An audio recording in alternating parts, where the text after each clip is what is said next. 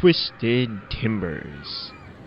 Going into my King's Dominion visit, I knew there was an RMC here, but with it not seeming too large or getting too much praise, I was not expecting much. Likely something similar to Twisted Cyclone at Six Flags over Georgia.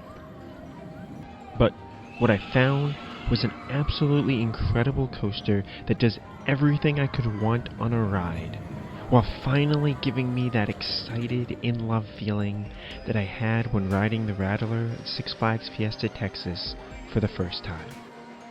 Find out why I love Twisted Timbers in this review.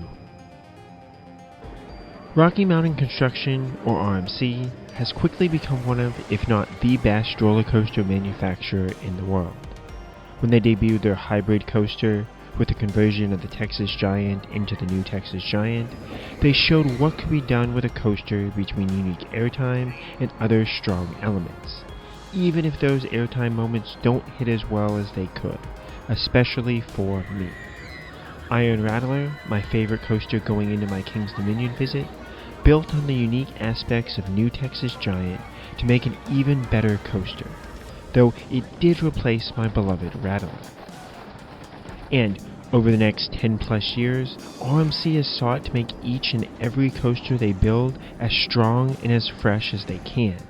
From conversions of the Georgia Cyclone into Twisted Cyclone and Gwazi into Iron Gwazi, although Iron Gwazi only loosely follows the original track layout. RMC has incredible moments of sideways airtime, or ejector airtime, that make these coasters easily one of the best coasters in their respective parks. The Hurler was a wooden coaster built by International Coasters Inc., and was one of only 2 coasters that they ever built, as they also built a clone that opened at Carowinds. This coaster was themed to Wayne's World during the Paramount days, as those characters frequently used the word hurl, and the name fits a theme for a coaster. However, the Hurler was known for being rough and did need extensive track work to keep it smooth, so in 2015, King's Dominion decided to close it since they have 3 other wooden coasters around the park. It did take a few years for the RMC conversion, as Twisted Timbers was teased the following years and finally opened in 2018.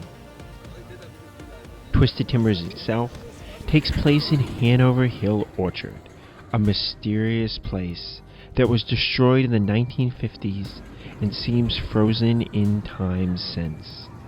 There's only light theming in the queue and station, between mangled trees, farm vehicles, and the station feeling like an Apple shipping warehouse, and is enough theming to really help give the feel of a complete ride. Candy Apple Grove was also rethemed slightly to go along with this theme, so it fits into the park as a whole really nicely. For example, Apple's Apple was renamed from Ricochet to coincide with this retheme. The queue line is fairly massive, but you likely will not be spending much time in the well-themed queue, as this coaster only built up a line for me in the station itself. Still, even with 2 train operations, a station wait could be 6 to 7 trains deep, which will roughly take 15 to 20 minutes. Thus, fast lane on a slow day that I visited likely won't save you much time at all on this coaster, as the real wait, if there is any, will be in the station itself.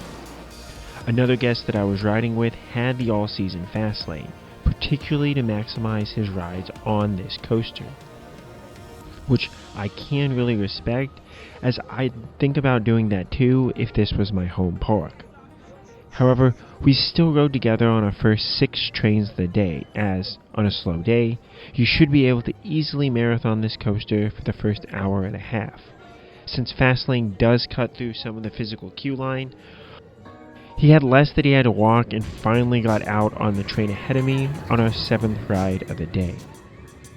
Midday, this coaster can have that 3 to 7 train wait, just depending on crowds, and likely longer on busy days. I visited King's Dominion during 2 summer weekdays, so crowds were light, with just enough people in the park to fill about 2 trains on every coaster.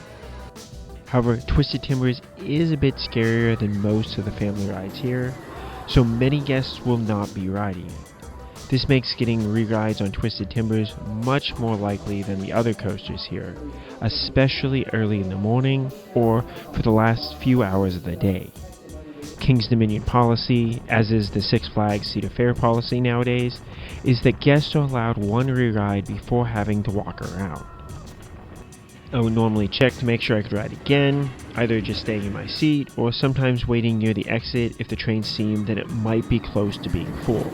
But you are allowed to fill in any empty rows once the air gates close. If not, you do have to walk all the way around the queue, which is just going to take time. Officially, rerides are not allowed after park closed, even if they still have to send the train out again and you have a reride left before you would have to walk around anyways. Though many operators likely don't bother remembering this quirk in the rules, and I was allowed to reride after close on my second day at the park. This coaster has mandatory lockers for your cell phone and other metal items, and you pass through a metal detector before entering the station. Since these are free, it's really not a big deal, and I appreciate feeling safer about my loose articles on a coaster this wild. The issue I had though was, with marathoning this coaster, these lockers seem to expire after an hour, and if you reuse an old PIN code that has expired, it will let you put your stuff in the locker no problem, but pull up as expired when you try to take things out, regardless of how short stuff was actually in there. So you do have to remember your locker number just in case it doesn't work. The staff will gladly unlock the locker from the other side if you can remember it, and show them that it's actually your cell phone, but there's not an easy way to get your stuff if you forgot your locker number. I had to wait until the end of the night on my second day to get my phone back, as they unlock all the lockers at the end of the day to check for lost items. So just don't let these eat your belongings unless you really want them to. I mean, it did make marathoning the coaster slightly easier, but as for seat placement, I preferred towards the back, either the back or second to back car, as it had slightly better ejector forces on the hills. But almost everywhere on this coaster offered similar forces, so I would normally fill in any empty row to get on the next train. The front row did normally have a little bit of an extra weight, even when marathoning in the morning or the evening, so I only rode up there once and I got a pretty weak ride on a near empty train.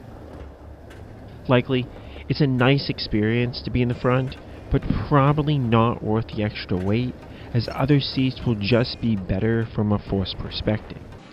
I did tend to have a slight preference for the left side of the train, as the forces just felt a bit more pronounced there.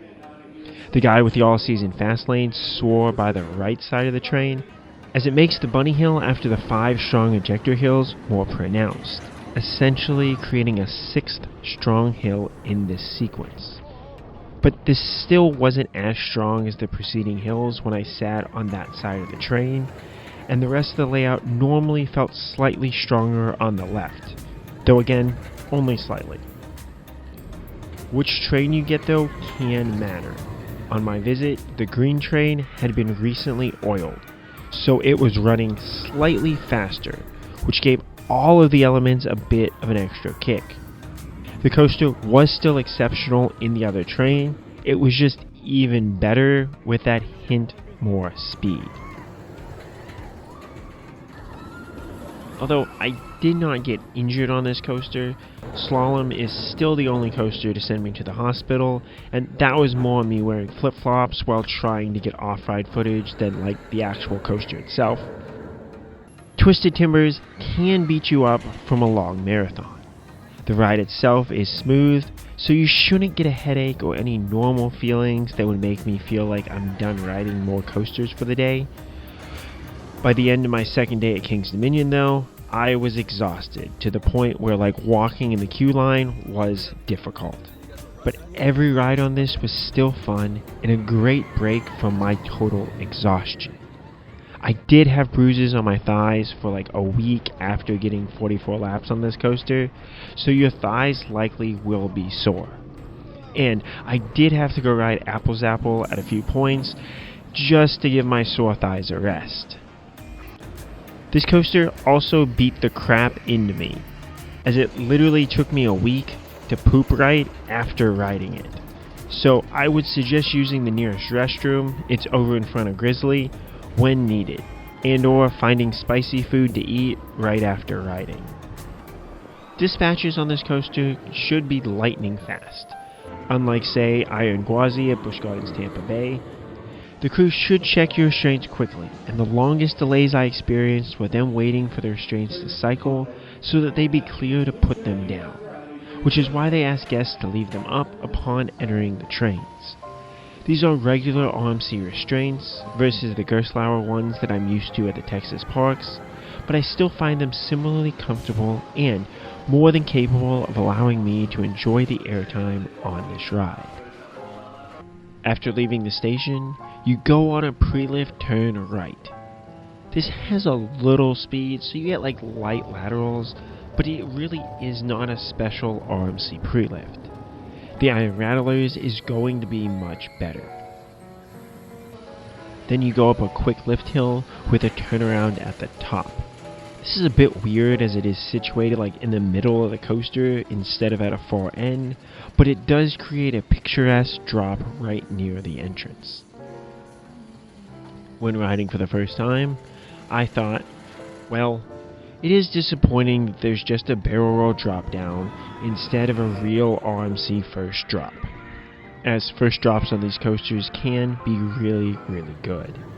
So there's like a slight miss here, but after many re-rides, the charm of this drop, especially the mixture of slow hang time while falling, which is really good if you lean into the airtime, has grown on me. It's still not a perfect element, but it is an enjoyable way to start. You fly over a small speed hill that gives the car a small jolt, but really doesn't do much before going through an overbank turn. This is a little bit forceful and essentially just a high-speed turnaround, but nothing special as an element before going over another speed hill.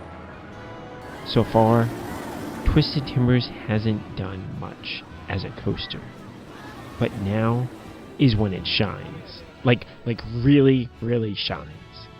With 3 consecutive airtime hills. These aren't massive or otherwise built to really stand out, but you're ejected from your train with thigh-bruising force at the very start, and you can feel yourself floating the whole way over the hills. I'm a big fan of floater airtime, but the combination of strength and duration of this airtime is absolutely wonderful. Then, if you didn't get enough, you get this airtime on the next 2 hills, which makes an incredible back-to-back-to-back sequence. That is my favorite sequence on any roller coaster. This leads to a far turnaround over by Grizzly that has a small speed hill that gives the train a light jerk while slanting to the right before a cutback, or a corkscrew that acts as a turnaround.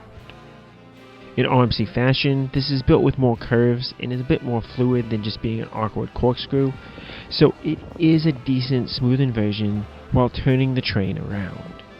Then, you have my second favorite sequence on any coaster. 5 consecutive bunny hills that all deliver strong ejector airtime. I couldn't help but count as I'm wildly thrown from the train on each of these hills. Off-ride, or even just watching from home, these don't look like incredible, powerful moments. But trust me, they are, and this sequence alone is better than most roller coasters out there. Next, there's a turnaround with 2 lackluster turns with a small bunny hill in the middle. This didn't do much for me, just kind of a mild pop with some jostling around, though this is where you might get a strong pop on the right side of the train. The final elements are still fun, as this is an RMC after all, but they're just not the elite airtime hills that you've been on previously.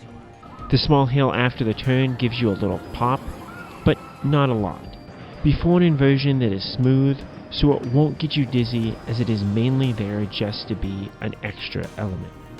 Though you can get light hang time towards the back as you're slowly pulled through it. There's 2 overbanked bunny hills that work to help turn the coaster around, and these offer enjoyable RMC pops while being a bit more on the slow side. A small bunny hill later, and you have one final hill with solid ejector before a final strong pop into the brake ride. There's also a weird slight twist on the brakes, like somehow they didn't align the coaster properly when they were building it. Overall, how good is Twisted Timbers? This coaster gave me the feels. That loving sensation I had when riding the original Rattler and being like, this is roller coaster heaven. Between the smooth track and the ability to ride again and again and again, and 2 epic sequences that combine ejector and floater airtime, this is easily the best roller coaster that I've ridden. And it's not even close to those like the Iron Rattler or Steel Eel that I've ranked as my personal favorites in the past. There are still many great coasters that I have yet to ride, though this ride is incredibly special, and I feel it will continue to hold a high place, if not the top place, in my heart for a long time. What has your experience on Twisted Timbers been? What's your favorite coaster out there? Let me know, and as always, Cupcoon Crop.